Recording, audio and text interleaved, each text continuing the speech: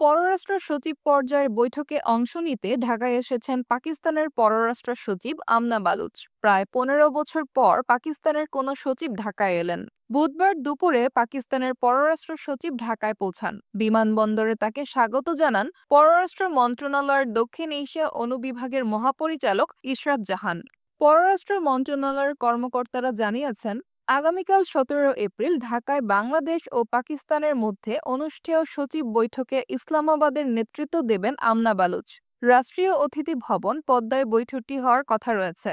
বাংলাদেশের পররাষ্ট্র সচিব মোহাম্মদ জসিমউদ্দিন ঢাকার পক্ষে নেতৃত্ব দেবেন।